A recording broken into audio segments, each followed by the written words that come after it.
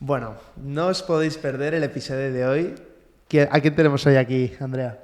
A Cristina Mitre. ¿Cómo es entrevistar a la entrevistadora? Bueno, sin duda muy enriquecedor.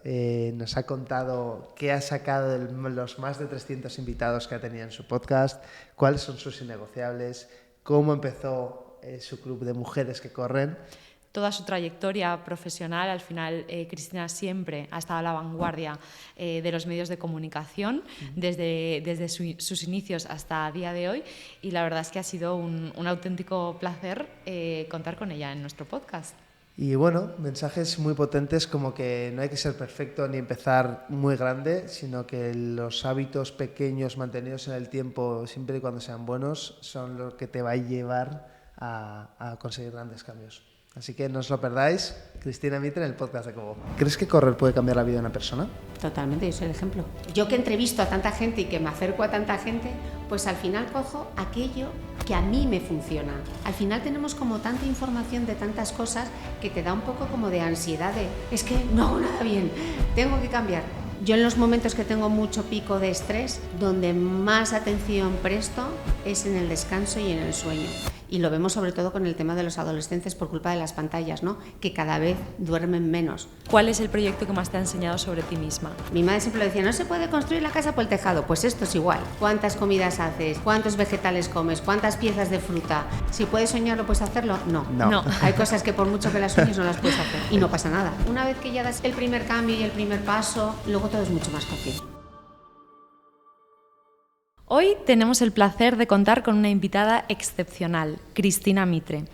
Con más de 20 años de experiencia en periodismo de belleza, salud y fitness, ha sido directora de belleza en Elle España y en Women's Health, y autora de 2 libros sobre running. Cristina es la voz detrás del popular podcast de Cristina Mitre, con más de 17 millones de descargas, y lidera el movimiento social Mujeres que Corren, que promueve el deporte entre mujeres mientras recauda fondos por la investigación del cáncer infantil. Además, ha sido galardonada con premios como el Ondas 2023 y el Premio Roche del Periodismo en Salud. Bienvenida, Cristina. Bienvenida. Muchas gracias.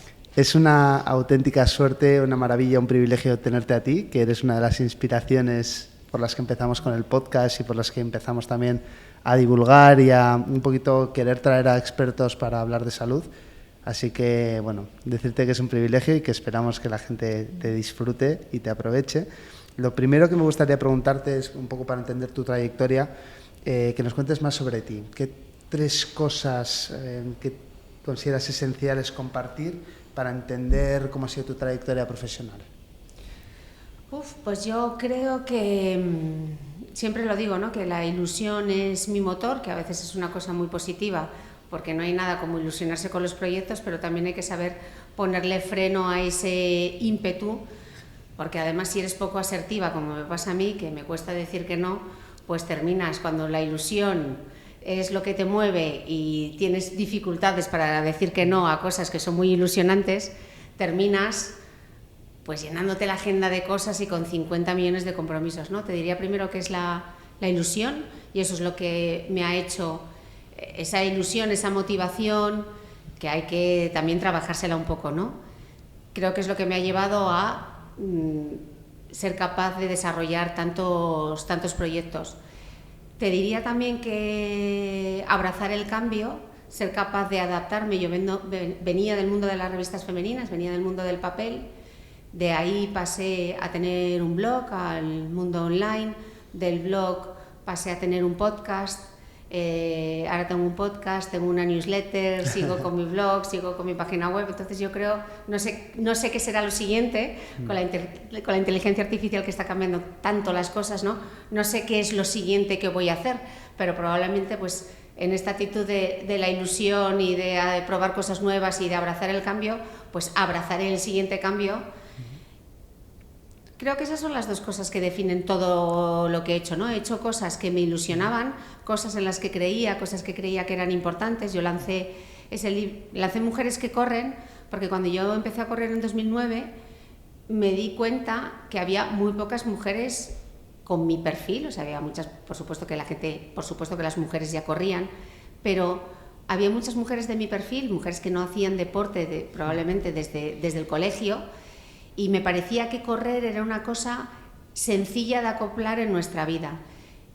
Y empecé con mujeres que corren para animarles, y decía, si a mí esto me ha gustado tanto, ¿cómo es posible que no haya más mujeres como yo corriendo, ¿no?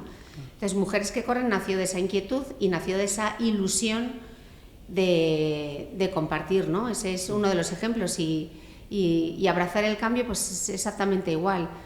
Yo dirigía una revista femenina, esa revista iba por una trayectoria por aquí, yo iba por otra trayectoria, y al final decidí que era el momento de dedicar mi tiempo y mi atención y mi ilusión a mi proyecto personal. Entonces abandoné la dirección de la revista para en ese momento concentrarme en mi blog. Yo llegaba ya tarde a YouTube, y además en YouTube había que ser un poco personaje, ¿no? Quizá a mí me gusta el podcast y no hago video podcast porque me gusta el poder de la voz, ¿no? Claro. Y no estar tan pendiente de la imagen.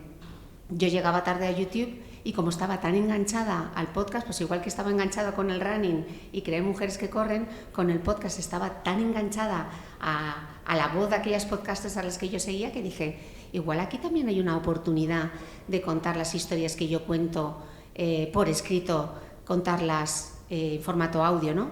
Y así nació el podcast de Cristina Mitre, y el nombre es porque como con mi blog me equivoqué porque no sabía nada de SEO en 2012 y todas nos poníamos títulos como The Beauty Mail, que para deletrear eso, tela. Imagínate. Pues con el podcast de Cristina Mitre, como ya había aprendido algo de SEO, dije, ¿cómo lo va a buscar la gente en Google? Va a buscar el podcast de Cristina Mitre, así que las cosas del SEO que te coartan la originalidad. Esto es como una canción de Alex Ubago que es súper conocida, y le puso un nombre rarísimo, entonces al final sacaron su misma canción con el nombre que todo el mundo, no me acuerdo ni cuál es la canción, y tenía el triple de escuchas la del fulano que había subido su vídeo que el propio de original. Lo que está claro es que si Cristina Mitre se caracteriza por algo es por prefiero equivocarme haciendo que no hacer, ¿no? En la vida te arrepientes de lo que no haces, ¿no? Y Exacto. Eso es probablemente lo que te ha llevado hasta aquí. Exacto, y por estar a la vanguardia, que yo creo que lo has explicado muy bien, todo ese recorrido a través del periodismo, que no, entiendo que es tu verdadera pasión y por lo que lo estudiaste. Has estado a la vanguardia de cuando era la era de los blogs, de cuando llegó el podcast, de las redes sociales. ¿Hay algo que te hubiese gustado saber antes de empezar esta aventura, ¿no? En el momento que abandonas la revista y en cierto modo esa comodidad y empiezas a ser Cristina Mitre en diferentes formatos? ¿Qué te hubiese gustado saber antes? Bueno, yo creo que me equivoqué en dos cosas. Una, que yo abracé el podcast pensando que era una manera sencilla de crear contenido, y vosotros que tenéis un podcast ya sabéis que hay muchísimo trabajo detrás que no se ve. Entonces yo decía, bueno, al final es una entrevista. Claro, yo por mi podcast cubro tantos temas y tan diferentes, o sea, puede venir Carlos López Otín a hablar de las claves moleculares del cáncer, o puede venir Begoña Pérez a enseñarte cómo sacar una mancha de grasa. O sea, pues de ahí todo lo que te cabe entre medias, ¿no? Y eso hay que prepararlo igual, te da igual que estés hablando de manchas, que estés hablando de las claves moleculares del cáncer. Entonces, hay mucho trabajo previo antes de grabar esa entrevista, hay mucho trabajo de guión y hay mucho trabajo de logística. Entonces, lo primero es todo lo que intentes hacer bien, y crear contenido de calidad lleva mucho tiempo. Y yo que, mira, tenía un bagaje de 20 años de profesión, ¿no? Cuando me dicen, ¿cuánto te cuesta hacer una entrevista? Pues igual 10 minutos y 20 años de carrera. Entonces, las cosas bien hechas llevan su tiempo y tienen mucho trabajo detrás, o a mí me gusta dedicarles. Si alguien me regala 1 hora y media de su tiempo, yo voy a hacer el esfuerzo porque esa persona diga, se ha preparado la entrevista. Claro. Y claro que yo hablo de temas de los que no tengo absolutamente ni idea, porque yo sé hacer preguntas, pero no tengo por qué saber de bioquímica, ¿no? Pero eso te exige que te prepares un montón las entrevistas. Entonces, por un lado, pensar que el podcast era una manera sencilla de crear contenido, me equivoqué. Y la otra parte que yo creo que no nos enseñan, pero no nos enseñan a los periodistas, no les enseñan a los médicos que luego montan su consulta, no se lo enseñan a los odontólogos que montan su clínica, es toda la parte de la salud financiera de lo que haces, ¿no? Y lo he cubierto en el podcast, tengo varios podcasts de salud financiera. ¿Qué me hago? ¿Autónomo o soy una SL? El tema de las facturas, toda esa parte administrativa que tampoco se ve del trabajo, de cómo te organizas, eso quita muchísimo tiempo y te da muchos dolores de cabeza. Entonces, yo a veces me he sentido insegura, no delante de un micrófono, pero me he sentido insegura a la hora de tomar determinadas decisiones que tienen más que ver con el tema empresarial, o a la hora, yo no tengo agente, no tengo representante, también firma de contratos, leer los contratos, esto qué es lo que supone, esto qué significa, esta cesión de derechos que va a suponer. Entonces, creo que toda esa parte a todos nos vendría muy bien, la parte práctica financiera, porque nunca, ¿sabes? Yo siempre pensé que iba a estar en una redacción. Claro. Porque yo era carne de redacción y era feliz en una redacción, pero la vida, ese abrazo del cambio, pues la vida me puso en una situación diferente y claro, me he tenido que ir adaptando y me hubiese gustado tener, de hecho venía ahora con unas amigas que se acababan de hacer un máster de finanzas para no financieros y digo, eso lo necesito yo. Yo decíamos siempre que estabas a la vanguardia, ¿no? de todos estos formatos que han ido saliendo y de cómo el periodismo ha evolucionado en los últimos 10 años. Pero yo creo que también tienes algo que te caracteriza, es que eres muy auténtica, ¿no? muy genuina. ¿Cómo ves los cambios? Ya no hablo de a 10 años vista, ¿no? Sino estos cambios inmediatos, esta inmediatez en redes sociales, este vídeo corto, este vídeo que desaparece a las 24 horas. ¿Cómo afrontas esto a nivel Cristina Mitre profesional? Cuando llevas tanto tiempo, pues ya has visto muchas cosas, ¿no? Entonces hay situaciones que se repiten ahora, todo este push que se está haciendo del vídeo, ¿no? Todo el mundo tiene que hacer vídeo, hay que hacer vídeo podcast. Es que yo ya he estado ahí, es que yo ya he estado en una redacción cuando el tráfico de la web te dependía del algoritmo de Facebook y entonces Facebook decide que lo que hay que hacer son directos. ¿Quién hace directos? Hay que hacer lives, hay que hacer vídeo. Pues ahora todas las plataformas también, ¿no? Hay que hacer vídeo podcast. Pues es que igual no tienes que hacer vídeo podcast, porque eso... ¿Cuántas? O sea, yo tengo claro que lo que quiero es crecer en audiencia. ¿Cuántas escuchas más me va a generar tener un vídeo, un Reels en Instagram? ¿Tú estás monetizando tu contenido en Instagram que te compense el gasto que vas a tener? Porque aquí tenéis un montaje espectacular, tenemos un técnico de sonido, tenemos 2 cámaras, tenemos las luces y todo lo que no se ve que hay aquí, que luego tenéis que editar. ¿Realmente puedes dedicar los recursos a hacer ese vídeo? Es que hay muchas cosas que te tienes que plantear, ¿no? Porque cuando eres tú solo, cuando eres un creador de contenido y no tienes un gran equipo, todo no lo puedes hacer. Entonces tienes que tener un poco claro, igual te equivocas, igual yo me estoy equivocando al no hacer un vídeo podcast, pero tengo que asumir el riesgo de perder igual ese tren o no. Puedo asumir, otra vez, ¿no? La salud financiera. ¿Puedo asumir el gasto que me va a suponer hacer ese tipo de contenido? Y otra cosa importante, ¿me veo haciendo ese contenido? Yo me veo, porque hay mucho podcast, yo me metí en el podcast porque me encantaba el poder de la voz. Yo no quería trabajar con la imagen. ¿Estás dispuesto a trabajar con tu imagen? ¿Es algo en lo que tú te sientas cómodo? ¿Cuántos video podcasts has visto antes? Yo antes de lanzar mi podcast escuché muchos podcasts, pero... era escuchante de podcast, entonces había determinadas cosas que yo tenía claro. Por ejemplo, hay que dar una calidad mínima de sonido. La gente te está escuchando con auriculares. Si no se escucha bien, ya puede ser el tema más interesante, que como no hay una calidad de sonido, yo voy a dejar ese podcast porque va a ser es insoportable, ¿no? Claro, totalmente. Entonces, pues como en todo, para hacer las cosas hay que hacer mucho, hay que ver mucho, hay que ir aprendiendo y sobre todo pensar eso. No te digo una estrategia a largo plazo, porque yo nunca he tenido una estrategia a largo plazo, pero un poco pensar cuáles son tus innegociables, ¿no? Y hacer tus números. Me gusta. Absolutamente. Y ahí está la autenticidad. Exacto. Has mencionado en muy poco tiempo que has hablado desde expertos científicos hasta de salud financiera en tu podcast. Estoy seguro de que de tanta gente que ha pasado por tu micro has aprendido un montón. ¿Podrías decirnos si ha habido algún invitado en especial o invitada que te ha impactado especialmente? Bueno, siempre lo digo, no es la primera vez que lo cuento. Yo creo que de las más de 300 entrevistas que tiene mi podcast, yo creo que si me dices con cuál hay que escuchar, te diría que la primera con Carlos López Otín, catedrático de bioquímica, donde explica las claves de la felicidad desde una bacteria. O sea, es un podcast espectacular, es un podcast de 1 hora 40 hablando de ciencia, pero te aterriza la ciencia, te acerca. Esa es la buena divulgación, ¿no? Hacer que esos conceptos que son tan difíciles de comprender todo el mundo sea capaz de decir, ay, ya entiendo lo que es un telómero. Claro. ¿Y hay alguno que aunque no sea el más espectacular, tú salieras de esa grabación diciendo, tengo que meter este cambio en mi vida, o algo que te haya impactado a ti a nivel personal?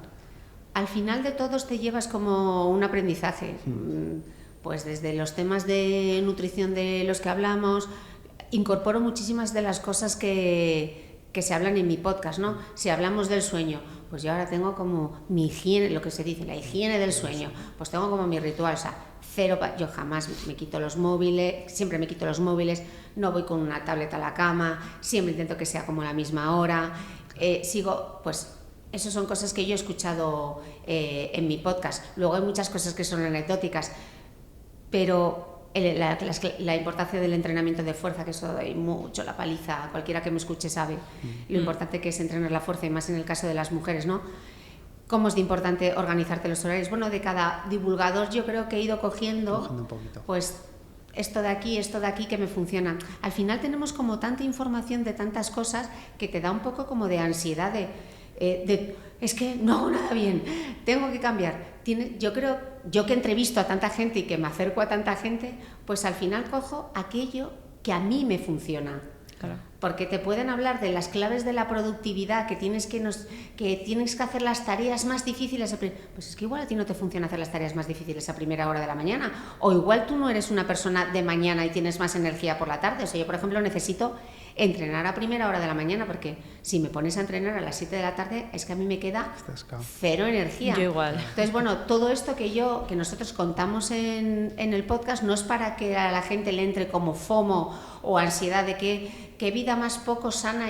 Bueno, vete incorporando. Está claro que no todos estamos en el mismo capítulo. Igual hay gente que para entrenar la fuerza, con que haga 7 minutos al día, o que simplemente camine más y haga 10.000 pasos, ya es un gran logro, ¿no? Otros estamos en otro capítulo, en otro capítulo del libro. Pero a mí, por ejemplo, el otro día, yo tengo un poco de paranoia, porque de repente hablamos con diferentes expertos en la salud y ya pienso que tengo todo, ¿no?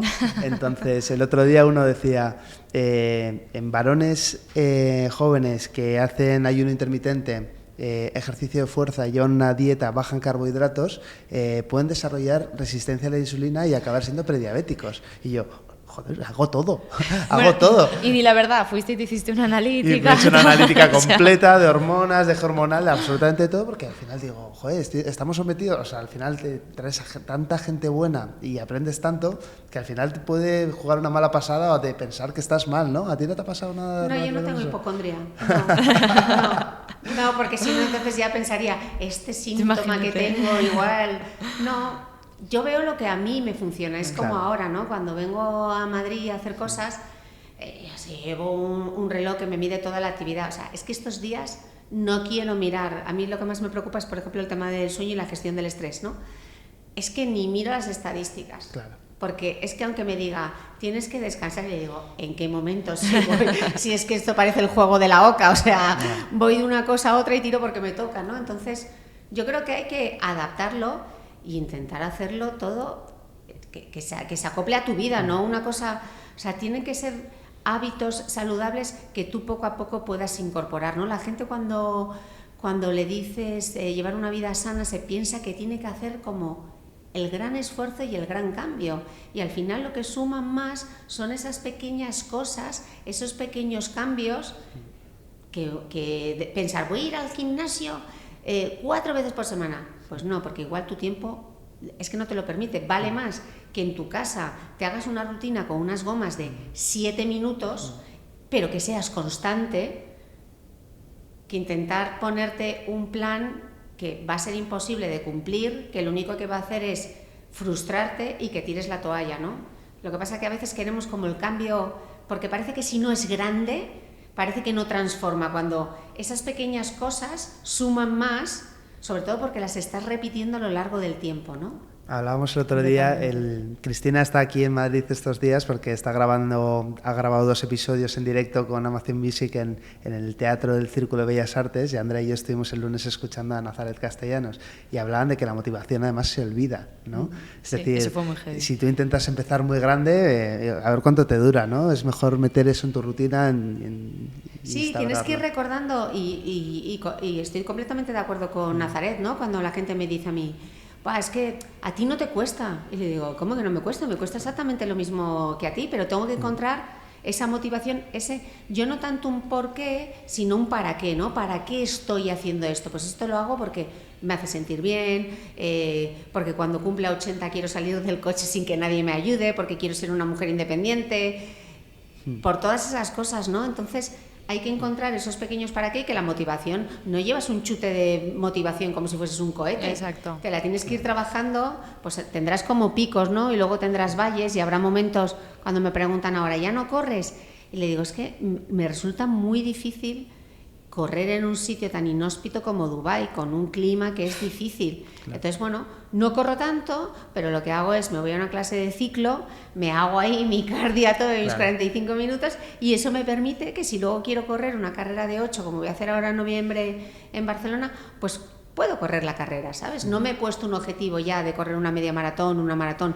Ya lo hice, ya me he puesto todos esos retos, lo disfruté muchísimo. No sé si antes de los 50 volveré a correr una maratón, quién sabe, pero de momento no. Bueno. Decías, retomando el tema de correr, que en 2009 empezaste a correr y que lo que querías era que mujeres como tú, que no habían hecho deporte hasta ese momento, un poco se animasen a hacerlo. ¿Qué es lo que, y hablando de motivación, qué es lo que te lleva a ti en 2009 a decir, oye, llevo ciertos años sin hacer deporte, quiero retomarlo? ¿Qué punto de inflexión hay ahí en ese momento? Pues ninguno, la entropía. O sea, yo me fui al polideportivo porque quería hacer ejercicio. Entonces no había ni clase. O sea, yo soy corredora por casualidad. O sea, porque soy corredora porque no había plazas en nada. No había plazas en Zumba, no había plazas en Step, no había, pues en las típicas actividades dirigidas. Entonces pregunté al bedel del polideportivo en qué había clases y me dijo, en corredores populares. Y dije, ¿y eso qué es? Y me dice, correr. Y le digo, bueno, pues vale. ¿Y cuánto cuesta? No, es gratis, os deja empezar gratis. Y yo ahí ya me debería haber dado cuenta que si era gratis era porque mucha gente abandonaba de lo duro que era, ¿no? Y entonces empecé a correr por casualidad. O sea, yo no tuve ninguna iluminación, pero con ninguna de las cosas que he hecho, ¿no? Cuando dicen, no, ¿qué? O sea, supiste... como si hubiese tenido una bola de cristal y entonces ahora voy a hacer podcast porque yo creo que el podcast va a ser lo siguiente. No, o sea, probé y funcionó. Y podría no haber funcionado, como otros proyectos en los que he intentado y no me han salido las cosas. Lo que pasa es que la gente solo ve la punta del iceberg, ¿no? Claro. Decíamos que has trabajado en revistas, has escrito libros y, bueno, por lo que has dicho puedo imaginar tu respuesta, pero quiero hacértela. ¿Cuál es el proyecto que más te ha enseñado sobre ti misma? Yo te diría que todos, porque en todos hay algo de mí. Todos han nacido de la ilusión y han nacido de mi propia inquietud, ¿no? Yo creo que quizá el que más me ha marcado sea Mujeres que Corren, por toda la parte social que tenía Mujeres que Corren, ¿no? Mujeres que Corren no es una ONG, no es una fundación, es un movimiento social que sigue vivo en las redes, pese a que ahora ya no le puedo prestar tanta atención, que tiene 2 becas de investigación para la leucemia infantil, que hemos ayudado a la Fundación 1 entre 100.000 a montar un espacio de investigación sobre el ejercicio físico. Es un gimnasio, pero es mucho más sobre los beneficios que tiene el ejercicio físico en un proceso oncológico infantil. Y yo creo que ese es probablemente el proyecto que emocionalmente más me llena y que desde luego cambió mi vida, ¿no? Ese gesto de poner un pie delante del otro que dice Catherine Switzer, a mí me cambió la vida porque me dio otra perspectiva y me hizo darme cuenta de que muchas cosas son posibles, ¿no? Y que eres capaz de hacer más cosas de las que imaginas. Y lo intenté, podría no haber salido. Tampoco tenía ningún plan, ¿no? Yo no tenía ningún business plan. Y de hecho yo no he monetizado Mujeres que Corren más allá de mis propios libros, que cualquiera que haya publicado un libro sabe que con los libros no te haces millonario, ¿no? Pero yo tenía mucha ilusión por ese proyecto y que ahora tenga esa vertiente social y que haya ayudado. Yo publiqué Mujeres que Corren en 2013 y las quedadas fueron desde 2012. Que tantas mujeres a día de hoy me sigan diciendo yo empecé a correr contigo o yo empecé a correr con ese libro, pues me produce mucha satisfacción, ¿no? Que hayan abrazado ese cambio también, ¿no? Desde luego, ellas sí que han tenido ahí su punto de inflexión, ¿no? Algo que les ha dicho, venga, con esto empezamos. Has tomado tantas decisiones a lo largo de tu vida inconfortables, ¿no?, que te han llevado a donde estás. ¿Cuál dirías que es la que más te ha costado tomar? ¿Cuál fue la que más miedo te dio tomar? ¿Fue salir de la redacción o ha sido otra? Pues te diría que el primer cambio, o sea, dejar Madrid en 2014, que yo me fui a vivir a Portugal. Yo estaba muy feliz en la redacción, yo no me veía siendo freelance, colaboraciones, estar en Portugal sola. Creo que ese fue el cambio que más me costó, porque era romper con mi rutina, era romper con Madrid, era dejar a todas mis amigas de aquí, un trabajo que me apasionaba, y era un poco incertidumbre. Una vez que ya das el primer cambio y el primer paso, luego todo es mucho más fácil. Con la posición en la que tú estás, ¿no?, y que siempre has estado, porque al final los medios de comunicación y las personas que trabajáis en ellos recibís constantemente todo tipo de tendencias, novedades, innovación, etcétera. Pues tú ves muchas tendencias de salud, ya habrás visto muchas, de bienestar, aprendes constantemente, pero claro, no todo vale. ¿Cómo decides, ¿no?, de todas estas tendencias? Me estoy refiriendo a dietas, tratamientos, amplio. ¿Cómo decides qué vale la pena explorar y qué simplemente ignorar? Pues que tiene evidencia. O sea, para ti la parte de la ciencia es súper importante. La parte de la evidencia científica es súper importante, porque al final estás dando consejos de salud para la gente. Entonces, ¿esto quién lo ha aprobado? Y el rigor de la persona a la que vas a entrevistar, ¿no? Porque que tenga un libro no quiere decir que sea riguroso, ¿no? Esta persona, ¿qué es lo que está contando y qué es lo que están diciendo? No todo el mundo sabe interpretar, yo la primera, sabe interpretar un estudio, pero ¿qué está diciendo esa sociedad? ¿Qué dicen las sociedades? Claro. ¿Qué dicen las sociedades médicas sobre este tema en concreto? ¿Cuál es el posicionamiento? Pues es una forma de saber, ¿no? Este tema sí o este tema no. Que quizá ahora, o sea, la ciencia no es una cosa fija, la ciencia es una cosa que evoluciona. Entonces, quizá ahora no hay suficiente evidencia científica como para recomendarlo, pero de cara al futuro, ¿qué es lo que va a pasar, ¿no? Entonces, bueno, es que en el mundo de la nutrición y de la salud y del fitness, muchas veces las cosas no son blanco o negro, sino que te mueves como en una escala de grises, ¿no? Entonces yo siempre digo que hay que ser muy cautos con los que te dicen que yo tengo el método, esta es la dieta, este es el entrenamiento. Pues yo desconfío. Claro. No, me gusta lo de ser cauto, porque yo creo que es complicado lo que te decía, estar en esa posición en la que al final te llegan todo este tipo de comunicaciones tienes a tu alcance probar muchísimas cosas, ¿no? Desde dietas, suplementación, tratamientos, etcétera. Nos han contado alguna persona aquí en el podcast, oye, probé esto porque me pareció tal y luego me he arrepentido. Y entonces yo digo, hoy quiero preguntárselo a Cristina Mitre, porque sí que es verdad que yo soy testigo desde hace tiempo y sí que veía esa parte de ser cauto, pero creo que tampoco es, o sea, creo que es muy atractivo tener tantas cosas a tu alcance, y a veces es muy difícil ser cauto en esa posición. Pero bueno, muchas veces al final en estos temas la gente se queda como con lo anecdótico, ¿no? Lo he hablado hasta en mi podcast, el chupito de vinagre. Pues el chupito de vinagre es anecdótico. ¿Cuánta fibra tiene tu dieta? ¿Cuántas comidas haces? ¿Cuántos vegetales comes? ¿Cuántas piezas de fruta? ¿Cómo es tu sueño? ¿Cómo es tu descanso? O sea, con un chupito de vinagre tú no vas a suplir todas esas otras cosas de tu dieta, o pensar, ¿no? Siempre con el tema de la suplementación. ¿Qué colágeno me tomo? ¿Cuánto entrenamiento de fuerza haces primero?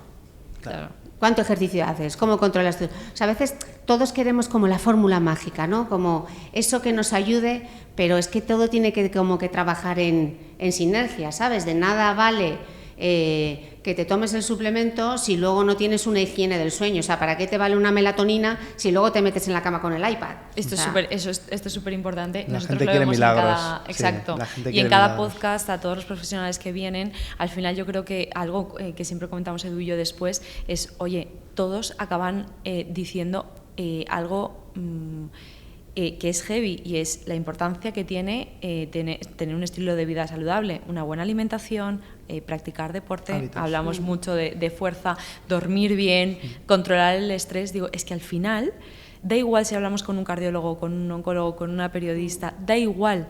Todos tenemos claro eso, aunque luego ponerlo en la práctica es un poco más complicado. Pero a mí me gusta siempre ponerlo Bueno, de es relieve. determinante, los milagros no existen, ¿no? Claro, Siempre- es una pirámide, siempre ¿no? lo decimos. Entonces, en la base tienen que estar todos... Mi madre siempre lo decía, no se puede construir la casa por el tejado. Pues esto es igual. O sea, en la base tienen que estar todos esos hábitos y luego tú puedes ir escalando, subiendo, pues como en el Mario Bros. Puedes ir pasando de pantalla, pero es que primero tienes que hacer la primera pantalla para subir a la segunda pantalla. Entonces, de nada te vale. ¿Qué pasa?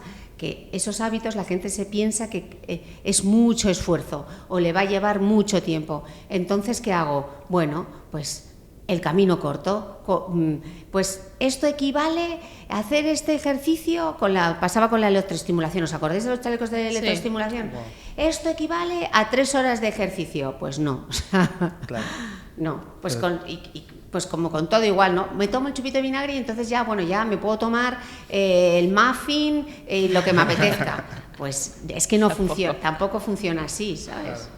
Hablábamos de las tendencias de la salud. Una invitada nos dijo que no pruebes lo último, prueba lo penúltimo. O sea, es una forma de decir que ojo y mejor tener perspectiva. Si pudieras decidir qué hábito debería ser tendencia a nivel global, ¿cuál crees que debería ser? Si Cristina Mitre pudiera decir, oye, no sé, irse a apagar todas las pantallas a las 8 de la tarde debería ser tendencia a nivel global. Yo te diría que el sueño y el descanso, porque es lo que siempre más nos quitamos. Tengo que hacer, bueno, pues duermo 1 hora menos y entonces madrugo más, tal. Y lo vemos sobre todo con el tema de los adolescentes por culpa de las pantallas, ¿no? Que cada vez duermen menos. Y por la noche, tu día construye tu noche. Entonces, claro, tenemos tanto estrés durante el día que luego esperamos meternos en la cama y quedarnos dormidos en 0, pero si tu día es un ajetreo constante, si estás todo el momento en alerta, con el cortisol completamente disparado, claro, luego métete en la cama e intenta relajarte. Yo en los momentos que tengo mucho pico de estrés, donde más atención presto es en el descanso y en el sueño. Te diría que yo creo que es la cosa que más, bueno, decimos, nos quitamos horas de sueño por intentar hacer más cosas, porque como estamos en esta era de la productividad, que parece que hay que hacer, el sueño y el descanso como que lo hemos relegado. Y en los temas de fitness, tú cuando hablas con un gran deportista, todo ese entrenamiento invisible es el descanso. O sea, los atletas de élite tienen que descansar y se echan sus siestas y están muy pendientes de las horas de sueño que tienen. Pues yo creo que todos deberíamos ser como los atletas de élite y darnos cuenta de que el sueño y el descanso es la gasolina para luego tener energía durante el día. ¿Pero qué hacemos? Pues quitarnos horas del sueño constantemente. Entonces yo soy bastante rigurosa, ahora no, porque voy aquí completamente desfasada, ¿no? Pero esto no es lo habitual. Yo soy súper estricta con la hora, bueno, aparte es que me caigo, con la hora a la que me voy a dormir. O sea, como los niños. Yo quiero ser igual de rigurosa, debería. Yo siempre me quejo de que descanso mal. Y eso que también tengo, yo no utilizo pantallas, siempre leo por la noche, como ceno ligero y pronto, o sea, tengo ciertos hábitos y aún así, yo siempre digo, no soy de aquí, digo, Madrid me mata, ¿no? O sea, tanta vida, tanta cosa, tal, y no saber decir que no. Ahora que has explorado, ¿no? Yo no lo he dicho, yo también estudié periodismo en su momento y tengo mucha curiosidad por esta pregunta. Has explorado tanto la comunicación tradicional, toda esa parte de tu primera etapa como periodista en medios, como el mundo digital, ¿no? Y toda esta parte de redes sociales, tu podcast. ¿En qué formato te sientes tú misma? No te diría que me siento más yo, sino que me siento más cómoda y me siento más periodista, quizás sin duda, en el podcast. Porque yo tengo el privilegio ahora de poder dedicar 1 hora y media a un tema que me apasione. Es una maravilla. Y es una maravilla porque ahora yo he estado en revistas, hemos hecho también documentales, no tienes tanto tiempo para hablar de un tema con tanto contexto, y eso es lo que te da el podcast, ¿no? Contexto dentro de tanto ruido. Entonces, si te interesa un tema, o sea, el hashtag de mi podcast es de eso tengo un podcast. O sea, estaba ahora con unas amigas desayunando. No, es que me han visto hipotiroidismo, tengo un podcast. No, es que tal, me han visto... Tengo un podcast de la diabetes, tengo un podcast de todo. Porque me di cuenta que, claro, la gente se mete en Google y se pone a buscar y te puede salir cualquier cosa. Pues ojalá que les salga un podcast mío, claro. Porque estará grabado con un experto y empezamos desde lo más básico, de lo más básico, de lo más básico, hasta lo más elevado, ¿no? Y el podcast es lo que me ha permitido tener ese formato de las historias un poco de ese periodismo lento. O sea, ahora que todo se tiktokea, todo parece que tiene que ser un vídeo de 1 minuto, porque la gente, si no, como está haciendo el scroll, pasa absolutamente de todo. Porque es que tú no puedes explicar el hipotiroidismo en un vídeo de 1 minuto. Es que son muchas cosas. Y yo creo que, claro, el periodismo, o sea, el tipo de periodismo que te permita hacer el podcast, pues es un regalo, primero, porque tienes la atención plena del que te está escuchando, porque no es como la radio que tú lo escuchas de fondo. Tú un podcast tienes la intención de escucharlo, porque es ese podcast que quieres escuchar, entonces te lo vas a descargar. Estás con auriculares, que puedes estar haciendo otras cosas, que la gente suele estar haciendo multitarea, pero tienes la atención de esa persona durante 1 hora y pico hablando sobre un tema. Entonces, claro, te permite crear mucho contexto. En un mundo que allá afuera hay mucho ruido y mucha desinformación, ¿no? Completamente. Estoy totalmente de acuerdo. Yo quería pasar un poco a preguntarte, antes te lo he preguntado un poco por encima, pero quería saber cómo te afecta un poco todas las expectativas que se generan alrededor de Cristina Mitre en lo que es en relación a tu cuidado personal. Es decir, ¿tú te sientes presionada de, oye, soy Cristina Mitre y tengo que ser un ejemplo, tengo que poner hábitos saludables en práctica? ¿Te has sentido presionada alguna vez? No, la verdad es que no. Tampoco cultivo tanto bueno, estoy expuesta en redes sociales, pero yo no cuento nada de mi vida privada. Hombre, por supuesto que yo no tendré de patrocinador en mi podcast a una marca de ultraprocesados, porque sería una cosa muy poco coherente, y porque tampoco, primero porque no sería coherente, y porque yo tampoco desayuno magdalenas, o sea, tiene nada que ver contigo. O unos cereales azucarados, jamás estarán en mi podcast, igual que tampoco habrá una marca de alcohol patrocinando un podcast. Soy coherente en las cosas que hago, pero como en mi vida privada, pues como todo el mundo, pues tendrás días en los que te cuidas más. Yo creo que este es uno de los problemas con el tema de los hábitos, ¿no?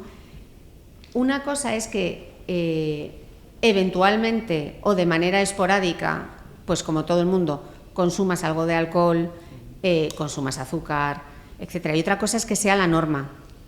O sea, tampoco claro. Te puedes meter en una burbuja y que sea un poco sectario, ¿no? Yo no salgo a cenar porque voy a tomar tal o me voy a comer. Eso ya roza un poco lo patológico, ¿no? Claro. Entonces yo llevo una vida como la de todo el mundo. Lo que pasa es que para mí esos hábitos están tan integrados, primero en mi día a día y luego en mis propios valores. Es como lo del ejercicio. Bueno, esta semana que he estado en Madrid ha sido imposible. O sea, es que no me quedaba ni tiempo ni energía para salir a correr. Pero yo en cuanto llegue a Dubái, yo tengo integrado el ejercicio dentro de mi día a día, y luego que me identifico con esos valores. Yo digo, yo soy una mujer deportista, entonces como soy una mujer deportista, hago ejercicio. Claro. Entonces me planifico el deporte que hago en base, que siempre lo digo, ¿no? Te lo tienes que agendar, porque si no te lo agendas no es prioritario, y lo que no está en la agenda, y a nadie le sobra el tiempo. ¡Ay, qué bien! Tengo 1 hora, voy a ir a clase de spinning. Pues no, si tienes 1 hora no se lo vas a dedicar al spinning porque lo has metido ahí en último minuto y estarás muerta, y lo que te apetece es quedarte en el sofá de tu casa viendo Netflix. Exacto. Entonces, si no lo pones en la agenda, difícilmente vas a comprometerte con eso. O sea, al final es todo va de lo que tú dices, que es tener hábitos saludables integrados dentro de tu día a día y entender que salirte de ellos también está bien. Es decir, mientras sea de una forma esporádica, natural y humana, con tus amigos un viernes, que porque te vas a cenar, o tus amigas, o porque un día pues estás un poco más de lo necesitas y luego vuelves el día siguiente a tu estilo de vida saludable, ¿no? Claro, hay que ser flexible. ¿Cómo decides sobre qué divulgar, ¿no? Hablábamos de todo ese ruido, desinformación. ¿Qué te inspira? ¿Te inspira lo que tú decías antes con tus amigas? ¿Tienes esto? Tengo un podcast. Pero previo a eso, ¿no? ¿Cómo decides sobre qué divulgar? Pues mira, muchas veces son conversaciones con... Claro, al final mi audiencia son...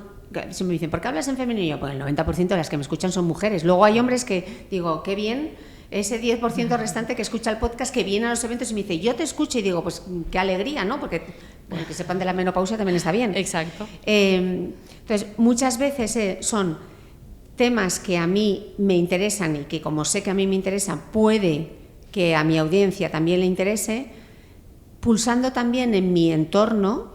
Yo, por ejemplo, en 2018 dediqué como 8 podcasts para hablar de temas como la menstruación, porque me di cuenta que en mi círculo cercano había mucho desconocimiento sobre la menstruación, el ciclo menstrual, la fertilidad, la menopausia, o sea, no teníamos ni idea, y en 2018 ya empecé a cubrir todos esos temas en el podcast.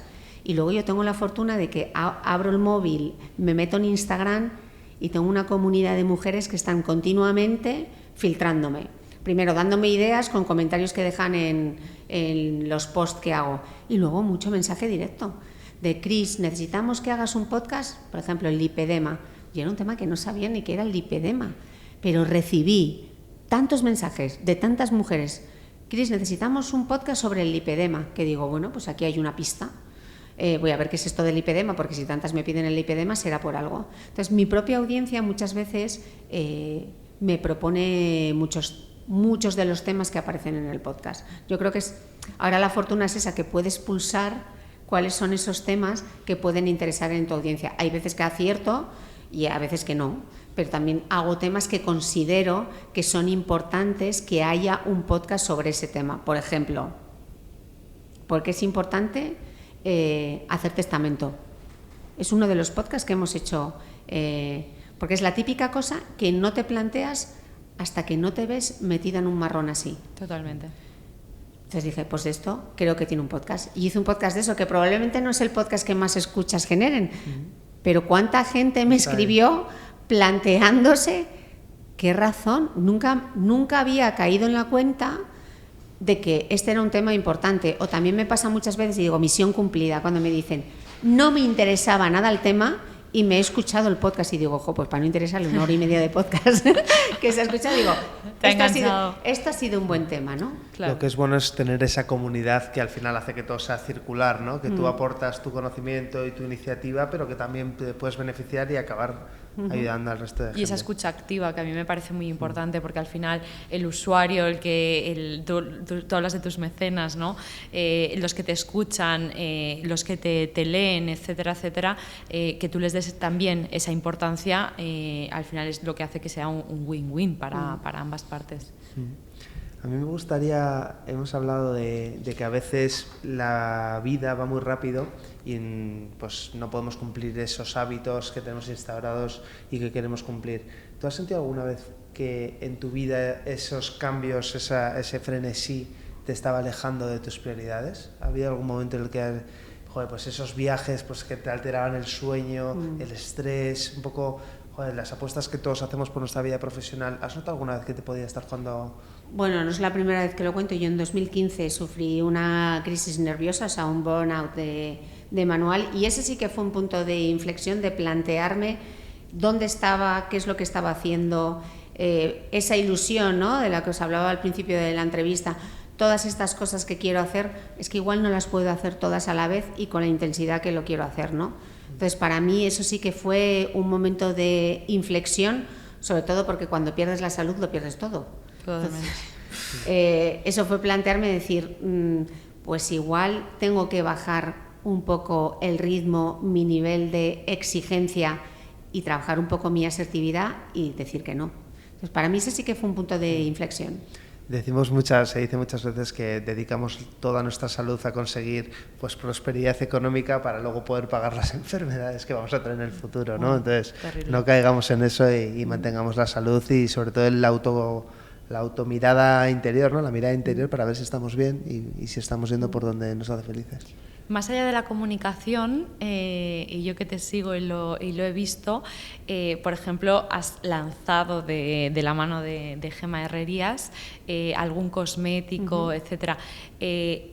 ¿Cómo de importante es esa parte para ti? O sea, hacer otras cosas más allá de la comunicación. ¿Cómo te llena? ¿Qué proyectos te gustarían hacer?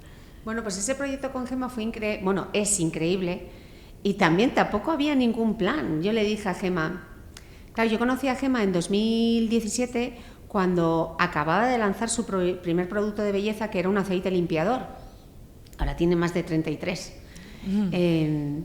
Y yo le dije, como se lo diría a una buena amiga, le dije, yo creo que necesitas una loción exfoliante, que en ese momento en la farmacia ni las marcas de alta gama tenían lociones exfoliantes, no muchas marcas tenían lociones exfoliantes y no de la calidad de la loción exfoliante que hicimos juntas.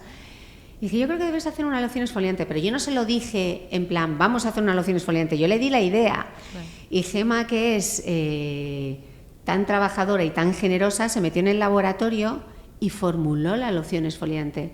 Y me trajo la loción exfoliante y me dijo, ya tienes tu loción exfoliante, la vamos a hacer juntas. Y claro, a mí me dejó totalmente desarmada porque yo no esperaba, o sea, yo no tenía ningún plan de lanzar un producto cosmético. Claro. Pero claro, me ha parecido fascinante. Toda la parte del desarrollo de producto, de darle la idea y decir, creo que deberíamos hacer esto. Y luego le volví loca a la pobre, porque yo he probado, no sé cómo me queda piel para contarlo, he probado mucha cosmética en más de 20 años. Entonces le vuelvo loca con las texturas. Claro, de formulación ella sabe muchísimo, pero yo le volvía muy loca con la parte de... no tanto para la loción exfoliante, para la esencia hidratante, hasta que dimos con la textura perfecta de la esencia que tenemos. Y no os digo con la emulsión limpiadora también, cómo tenía que ser, que hubiese un equilibrio entre la fórmula y ese placer que hiciese espuma pero sin tener mucho tensioactivo. O sea, era una cosa como complicada. Entonces, toda esa parte del desarrollo de producto con Gemma también me hizo formarme mucho más. Yo vengo de las revistas femeninas, llevo 20 años escribiendo de belleza, pero yo no sabía de formulación cosmética. Entonces me hice un máster de formulación cosmética, sí, y luego me he hecho todos los cursos que da Gemma para farmacéuticos. Me hice los 3 cursos, me hice el curso de Nutricosmética con Gemma, me he leído todos los libros que tiene Gemma y luego he pasado muchas horas con ella, con lo cual he aprendido mucho porque ella me ha enseñado mucho. Entonces, toda esa parte de producto, más allá de decir, pues tengo 3 productos cosméticos, a mí me ha enseñado mucho de formulación, me ha enseñado mucho de desarrollo de producto y yo sigo aprendiendo muchísimo con Gemma, ¿no? Entonces, es un placer poder tener estas colaboraciones porque no es yo te cedo mi nombre y hacemos esto, sino que realmente hay mucho trabajo detrás, ¿no? Y mucho aprendizaje, que es lo que a mí me gusta. Me gusta porque yo creo que algo que te caracteriza, o por lo menos esa es la impresión desde fuera, es que te cultivas, sobre todo sobre lo que hablas, ¿no? Se ve en tu podcast, ¿no? Pues si llevas algún invitado, se nota que has leído sus estudios, sus libros, que te has cultivado mucho, y ahora contando este ejemplo con la colaboración con Gemma Herrerías, se nota más, ¿no? Que hayas dicho, pues oye, lo que tú has dicho, no cedo mi nombre, sino que voy a cultivarme y voy a aprender sobre esto. Y en esto yo ahora te diría, ¿qué más, no? ¿Qué más podrías hacer en este sentido? Que digas, pues mira, esto todavía no lo he hecho, pero me apetece, aunque no tenga nada que ver con la comunicación. Pues no lo sé, porque como no me ha llegado ninguna otra propuesta, no sé, una vez me dijo un cliente, ¿qué es lo que no haces? Y le digo, nada. O sea, si el plan me gusta, si el plan me encaja y está dentro de mis valores y de las cosas que me hacen ilusión y que creo que puedo aprender algo y que creo que puedo aportar, ¿por qué no? Totalmente. No cansarse nunca de estar empezando siempre, ¿no? Eso al final te hace la ilusión, ¿no? Si te hace ilusión y ves que hay una posibilidad de aportar para hacer ruido, ¿sabes? No. A mí me gustaría preguntarte, estamos hablando todo el rato de tu faceta profesional, ¿Qué te gusta hacer en tu vida personal cuando apagas el ordenador, cuando se apaga el micrófono? ¿Qué te gusta hacer en tu vida personal? Amasar a mis gatos. O sea, yo lo veo el momento de llegar a Dubái, amasar. O sea, eso es oxitocina pura. Yo que tenía perro y ahora tengo 2 gatos, Jasper y Maravillas. Eso es lo que relaja, amasar un gato. Me está apeteciendo. Entonces, yo veo el momento de llegar a Dubái y amasar a mis gatos. Pues es buena respuesta. Siempre hablamos, la típica pregunta, ¿no? De ¿qué le dirías a tu yo de hace 10 años si supieras todo lo que sabes hoy? Yo quiero preguntarte, ¿qué crees que dirás de ti misma dentro de 10 años, ¿no? Si vuelves a escuchar este podcast donde hemos podido hacer un recorrido por toda tu vida profesional, también esta parte que hemos visto más allá de la comunicación. ¿Cómo te gustaría, qué imagen te gustaría tener de ti misma? Que supongo que es la que estás cultivando. Fíjate que tenemos muchas veces hacemos eso. Si yo pudiese hablarle a mi yo de 25, o sea, a tu yo de 25, a tus 47, no te iba a escuchar.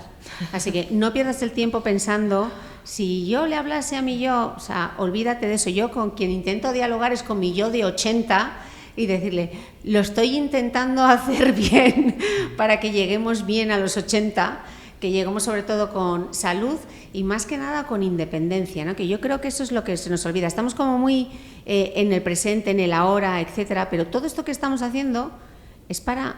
Cada vez hay más esperanza de vida y sobre todo las mujeres cada vez vivimos más años, pero ¿cómo vivimos esos años? Muchas sufren osteoporosis, hay muchísima fragilidad.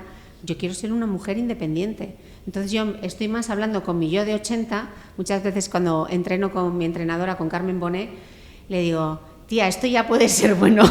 Espero que mi yo de 80 me lo agradezca todo este esfuerzo que estamos haciendo en el día de hoy. No miro tanto hacia atrás.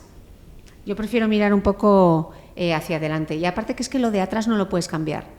Entonces, y tampoco te puedes arrepentir. O sea, en ese momento creías que era la decisión más acertada y lo hiciste y ya está. O sea, no puedes estar constantemente revisando el pasado con las gafas poniéndote las gafas del presente. Vale más mirar un poco qué depende de ti ahora, porque lo que vaya a pasar sí que depende más, bueno, está la entropía, pero sí que depende más de ti ahora que intentar cambiar el pasado. El pasado ya está ahí, tu yo de hace 10 años, o sea... Ya está, ya lo hiciste. Más de acuerdo imposible. A mí me ha pasado esto, además, en un momento determinado que tú lo has dicho, yo antes también corría un montón y llegó un momento determinado que me empezó a doler la espalda. Y dije, oye, para mí lo primordial es cómo voy a estar con 80 años. Es decir, ya no tengo que demostrar nada a nadie, ya he hecho un Ironman, he hecho maratones, oye, voy a centrarme en mí mismo y en lo que me aporta salud a largo plazo. Ese mensaje creo que es súper bueno y que, aunque correr sea súper saludable, pues lo puedes adaptar en tu vida y meterlo de distintas formas, ¿no? Y centrarte siempre en el futuro. Yo lo que te quería preguntar también es, más allá de ese movimiento social de mujeres que corren, que es lo primero, ese movimiento que generaste hace tanto tiempo, ¿correr es para todos? Es decir, ¿todas las mujeres deberían correr o...? Bueno, yo creo que hay que estar sano para correr. Eso. Y hay que estar fuerte para correr. Yo he aprendido, como hice las cosas mal desde el principio, y eso sí que he insistido mucho en mi propio libro, yo creo que antes de ponerte a correr, entrena la fuerza o haz las dos cosas de manera en paralelo. En el caso de las mujeres, haz una revisión de tu suelo pélvico. No es que no puedas, que te digan, no, es que no puedes correr por el suelo pélvico. No, haz una revisión de tu suelo pélvico, mira que tu suelo pélvico esté bien y luego evítate todas las lesiones que yo tuve, porque claro, cuando yo empecé a correr yo no entrenaba la fuerza, entonces tenía el glúteo inhibido, con lo cual se me cargaban el tendón rotuliano, sufría, etcétera. Entonces, ahora que hay tanta información, corre, porque correr es maravilloso y hay muchísimas mujeres que es un ejercicio que como lo pueden hacer solas, acompañadas por la mañana, por la noche, es absolutamente maravilloso, pero no te olvides que no solo es lo aeróbico, sino que el entrenamiento de fuerza.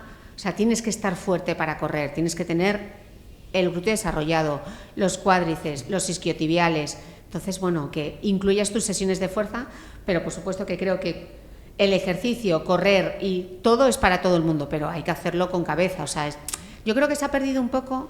Muchas veces cuando vienen mujeres y me hablan, bueno, es que yo solo corro. Ayer mismo me dice, bueno, yo es que voy a hacer voy a hacer solo media maratón. Y le digo, ¿tú sabes lo que es hacer media maratón? Que son 21 kilómetros.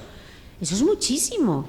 Muchísimo. Hay muchas mujeres que vienen a mí como se disculpan. No, bueno, yo es que solo corro 5 y le digo, es que hay mucha gente que no puede correr ni 100 metros. Exactamente. Entonces, ¿sabes lo que es correr 5 kilómetros? Entonces hemos quitado un poco como el valor a las distancias. Parece que si no haces 10 kilómetros o una media maratón, una maratón, pues no eres corredora. No, pues como si haces 2,5 kilómetros, claro que eres corredora. Y claro que está bien correr, pero hay que correr con cabeza, o sea, no como pollo sin cabeza. Hay que correr, pues, igual para empezar a correr no te puedes apuntar a una media maratón. Tendrás que apuntarte a un 5K, después de un 5K igual un 10K y sobre todo entrenar la fuerza. Buenísimos mensajes y que cada cuerpo tiene su distancia. Yo peso 80 kilos, o sea, tampoco tenía ningún sentido que corriera 42 kilometrazos, que es una barbaridad a nivel articular a lo que sometía mi cuerpo. Entonces, entender que cada cuerpo tiene su distancia, que esto de, bueno, simplemente hazlo, pues no. Pues no. No. Si puedes soñarlo, ¿puedes hacerlo? No. No. Hay cosas que por mucho que las sueñes no las puedes hacer y no pasa nada. Exacto. Totalmente. Lo bueno es que no pasa nada. Totalmente. ¿Pasas al último...? Bueno, ya estamos llegando ya a la parte final del episodio. Es un bloque bastante más dinámico, Okay. más preguntas cortitas. Así que, si quieres, empezamos. Venga. ¿Crees que correr puede cambiar la vida de una persona? Totalmente, yo soy el ejemplo. ¿Correr o fuerza? Si solo te puedes cargar una de las dos. Es que no hay que querer. Yo creo que las dos, pero bueno, el que es innegociable, o sea, el cardio hay que hacerlo, pero creo que la fuerza es innegociable y en el caso de las mujeres, sobre todo a cualquier edad, pero si hay una edad que no es negociable es la perimenopausia y la menopausia. Si pudieras resumir tus más de 300 episodios en un mensaje para nuestra audiencia, ¿cuál sería?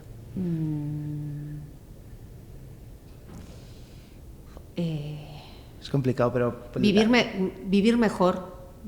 Sí, ¿no? A veces, yo a veces pienso, digo, pues al final la vida es fácil, ¿no? O sea, es decir, a pesar de que tengamos tanto conocimiento, oye, fluye y se instaura tus hábitos y ya está. Vale. ¿Cuál crees que es el mayor peligro al que estamos sometidos y no sabemos hoy en día? La desinformación. Desinformación. Y la última, ¿a qué invitado o invitada te gustaría ver en el podcast de Cobolabs? Bueno, a ver si lo conseguís vosotros, porque a mi podcast no ha venido. A ver si conseguís a Julia Otero. Creo que os puede contar muchas cosas. Total. A ver si tenéis suerte.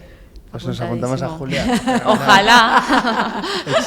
Nos lo has puesto difícil.